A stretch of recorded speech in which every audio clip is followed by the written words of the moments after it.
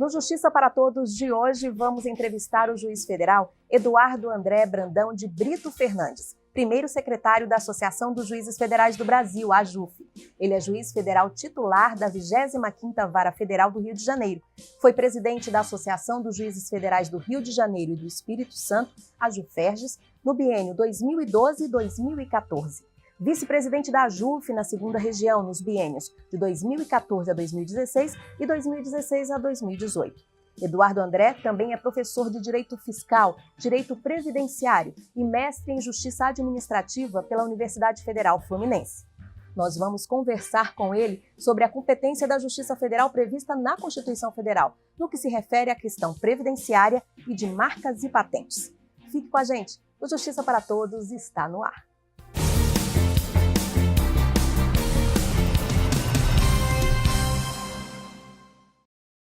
Doutor Eduardo André, muito obrigada por estar aqui no programa Justiça para Todos. Obrigado, prazer é meu. Doutor, vamos começar nossa conversa sobre a competência da Justiça Federal. Ela está prevista na Constituição Federal e diz que o magistrado tem competência para processar e julgar processos que tratam de interesses e bens da União. Explica para a gente, de forma prática, como é que funciona isso?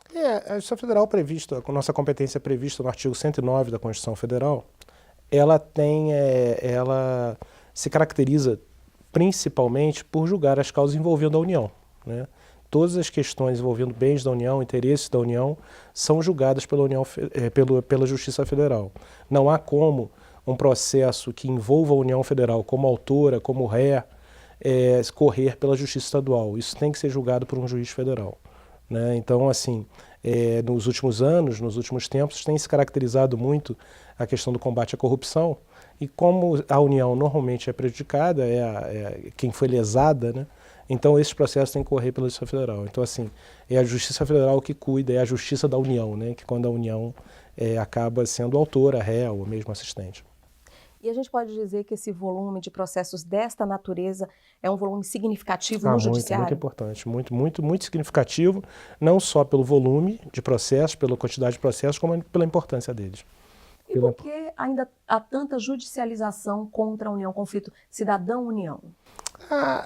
Isso decorre, assim, a Constituição Federal, a Constituição Cidadã, que fez 30 anos agora, no dia 5 de outubro, ela resguardou muitos direitos, teve a preocupação, né, de trazer cidadania. E isso trouxe uma demanda muito grande do cidadão em relação à expectativa dele à União Federal, também à União Federal, mas também a outros órgãos, mas especificamente à Justiça Federal, em relação à União Federal. Então, essa judicialização decorre, né, dessa instabilidade mesmo da sociedade. Nós somos uma sociedade em constante formação, né? Nós estamos ainda evoluindo muito. E com o fenômeno dos juizados especiais federais, essa judicialização só aumentou, né? Quer dizer, a gente trouxe uma demanda que talvez não existisse ou que tivesse muito reprimida, a gente conseguiu trazer para a Justiça, né? Exatamente nessa busca de cidadania. E quais são os processos, os casos mais frequentes? Quais as áreas que envolvem mais? Eu acho que para a Justiça Federal seria responsabilidade civil e principalmente previdenciário. Previdenciário é o que mais chega à Justiça, que é a relação do trabalhador, do segurado do INSS com o INSS, né? Em relação a direitos, expectativas dele. Então, o previdenciário, sem dúvida, é a nossa caracterização maior. A vara previdenciária hoje, então, é a mais abarrotada?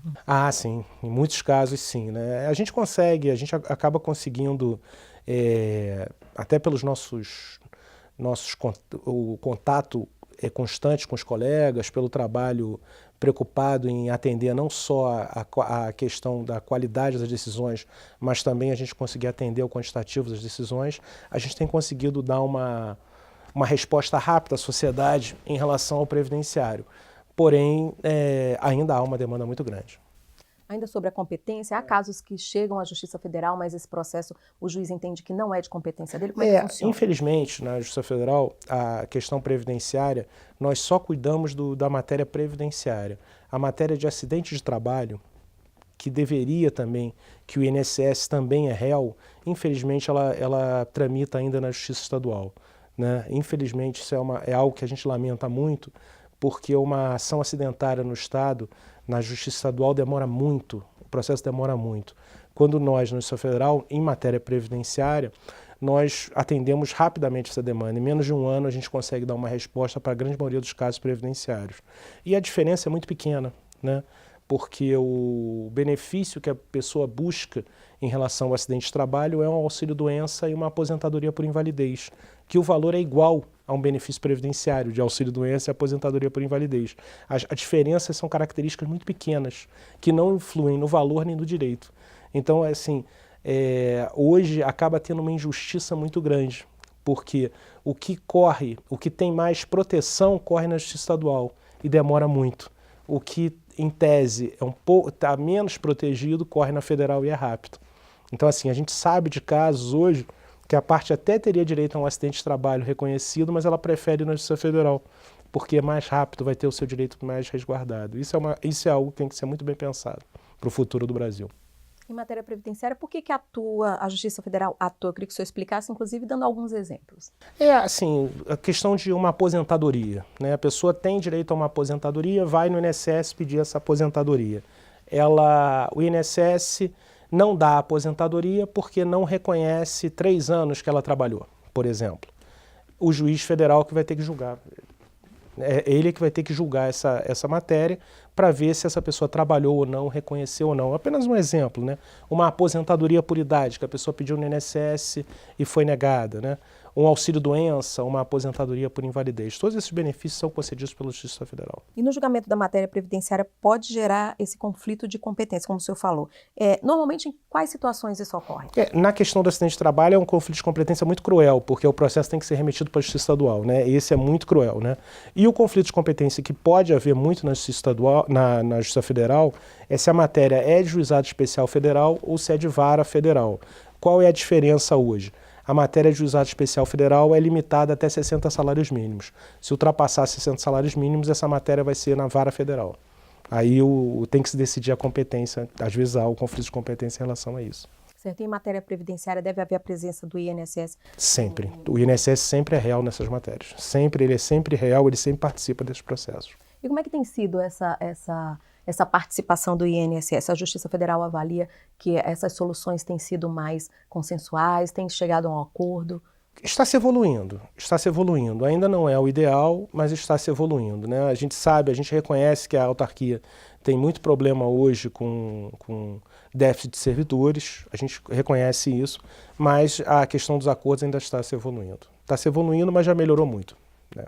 A gente espera que cada vez melhore mais. Os juizados especiais também julgam matéria previdenciária? Julgam matéria previdenciária e é uma grande demanda dos juizados especiais federais é a matéria previdenciária. Assim, houve um grande implemento de cidadania, de resguardo de direitos com a implementação dos juizados especiais federais. As pessoas começaram a ir mais à justiça em matéria previdenciária para buscar os seus direitos. Os juizados especiais federais são especialistas em matéria previdenciária. Doutor Eduardo, a gente vai para um rápido intervalo. E no próximo bloco a gente continua a entrevista com o juiz federal Eduardo André Brandão de Brito Fernandes, primeiro secretário da AJUF. Nós voltamos em instantes. Até já!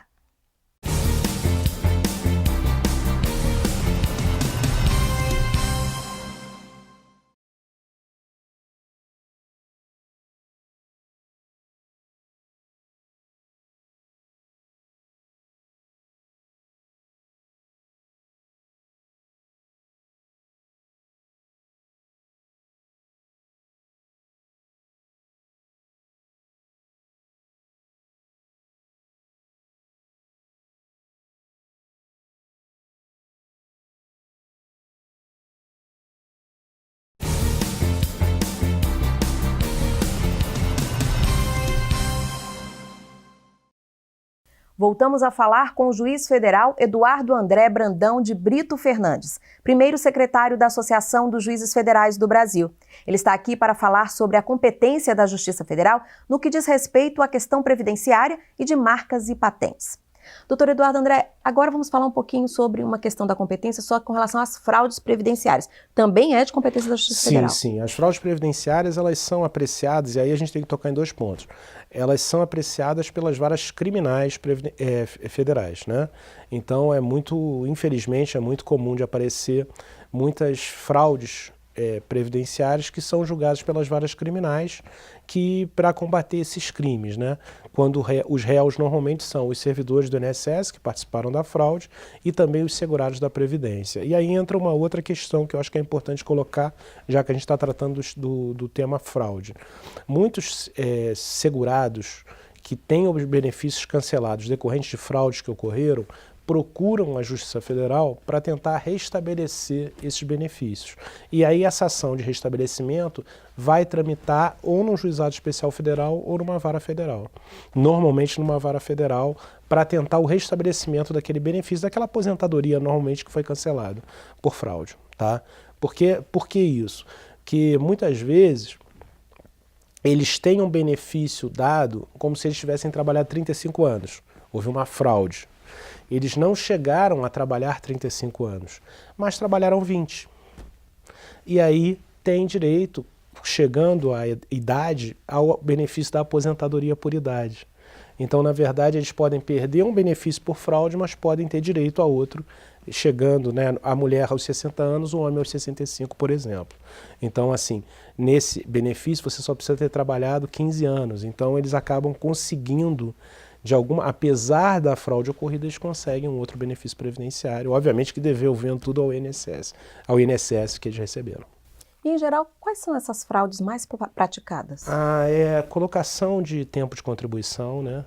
Tempo que não foi trabalhado, de você inserir tempo no Cadastro Nacional de Informações Sociais, o CNIS, né?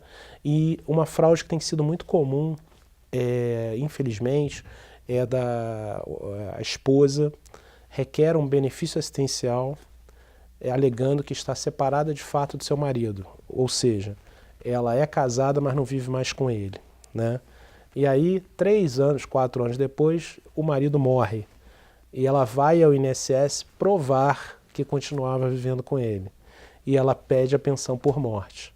Ou seja, ela pediu o benefício assistencial, conhecido popularmente como LOAS, e ela pediu com fraude. Nesses casos, a justiça, em muitas situações, tem deferido a pensão por morte para ela, mas obrigando ela a devolver tudo que ela recebeu do benefício assistencial. Doutor, com relação tanto ao benefício assistencial como o benefício previdenciário, como é que é a atuação do magistrado federal na hora de analisar esse tipo de caso? Em primeiro lugar, é necessário que a pessoa primeiro peça no INSS. Primeiro a pessoa tem que ir ao INSS para pedir o que ela quer. O juiz não pode pegar um pedido genérico, né? Tem que haver o prévio requerimento administrativo inicialmente. Posteriormente, a parte demanda ao judiciário, quando for indeferido no INSS, e o juiz vai analisar as provas, vai citar o INSS, vai haver a formação do processo e o juiz vai buscar as provas para saber se a pessoa tem direito àquele benefício ou não, né? A gente percebe ainda, eu que sou juiz previdenciário também, a gente ainda percebe muita tentativa de fraude, de ludibriar a justiça, mas, ao mesmo tempo, muitas pessoas também têm direito, né? E nós temos que estar muito atentos, o juiz previdenciário ele tem que ser extremamente sensível e criterioso nessa situação, né? Nesses reconhecimentos de direito.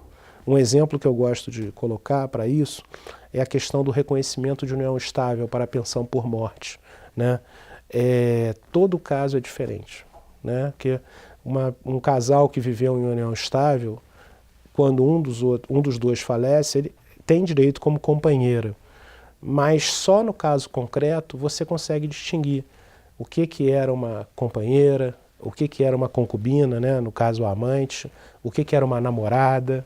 Quer dizer, então tem certos elementos que só olhando o caso concreto, só complementando o processo através de prova documental e prova testemunhal que você consegue chegar a uma conclusão. Não há uma receita do que seria, nesse caso, definir o que é união estável. No caso concreto, você sempre tem alterações.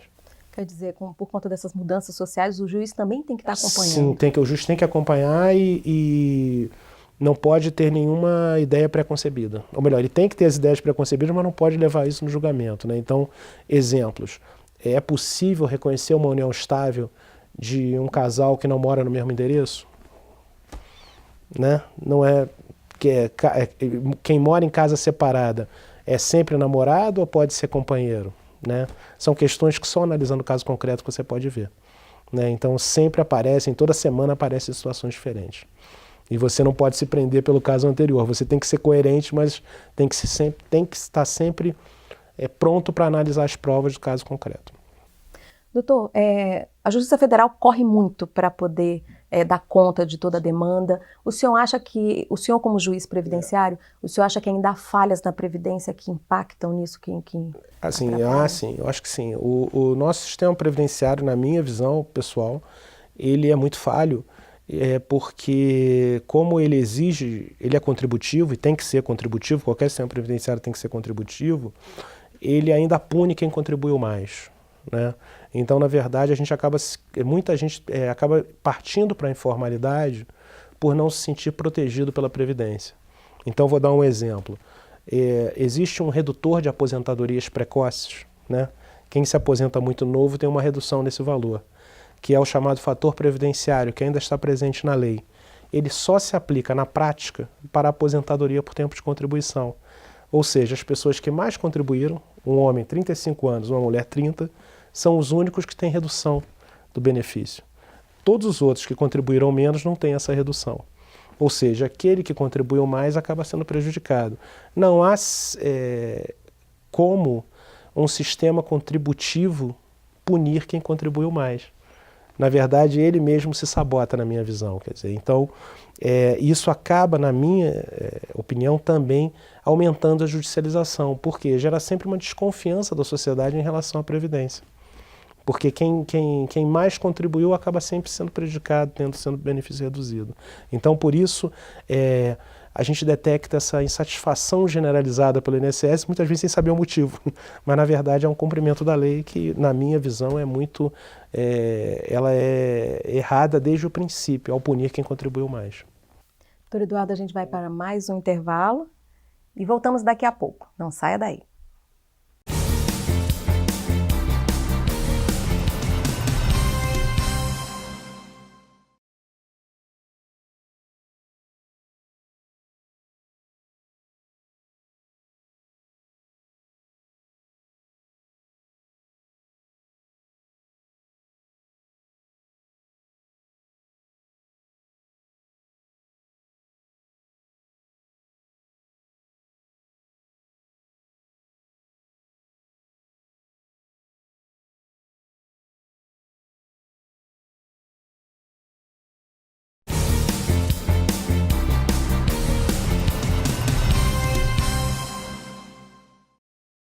E o Justiça para Todos volta a falar com o juiz federal Eduardo André Brandão de Brito Fernandes, primeiro secretário da AJUF. Doutor Eduardo, o tema deste bloco é marcas e patentes. Qual que é a competência da Justiça Federal em relação a esses temas?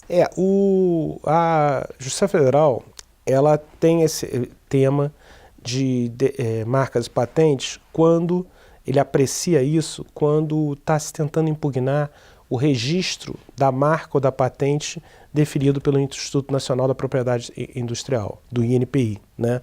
Como o INPI é sediado no Rio de Janeiro, no Rio de Janeiro nós temos 4 varas especializadas, que são previdenciárias acima de 60 salários mínimos e de marcas e patentes. Então eu sou um dos titulares dessas varas, né?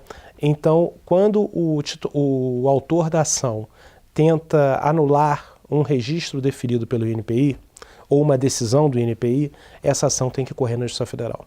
Então a nossa competência nesse caso decorre disso. Há um registro de marcas ou patentes deferido ou indeferido no INPI e a pessoa quer discutir no judiciário essa decisão. E aí é a vara federal competente para essa matéria que vai apreciar. O que é uma patente e o que pode ser patenteado?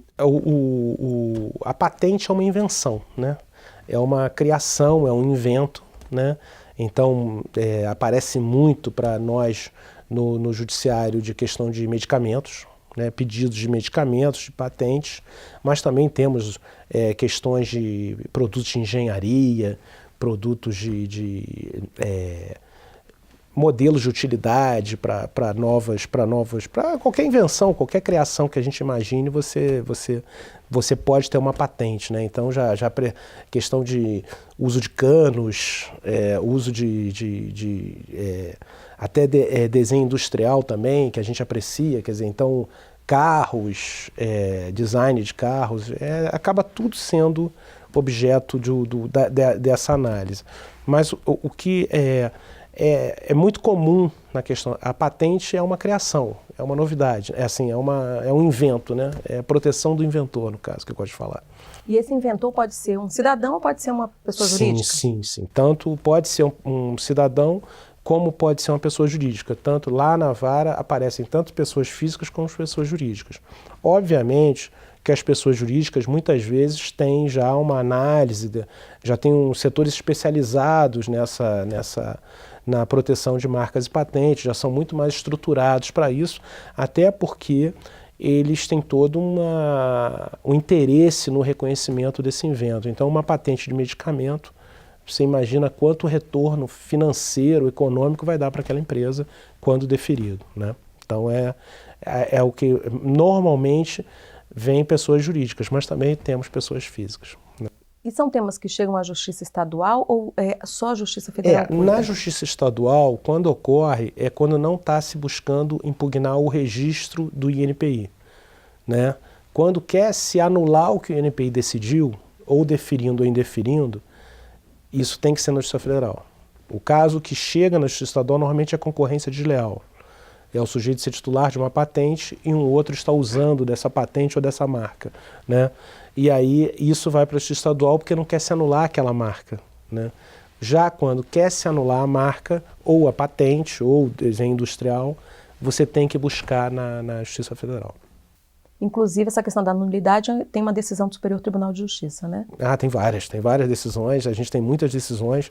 É até muito comum, cada vez está se tornando mais comum, de duas empresas estarem brigando na Justiça Estadual por questão de concorrência desleal, e aí uma entrar na Justiça Federal para tentar impugnar aquele registro. Quer dizer, acaba tendo uma briga dupla, né? Em duas searas, tanto na estadual como na federal, em duas áreas, porque ou eu estou sendo acusada de concorrência desleal, tá, tudo bem.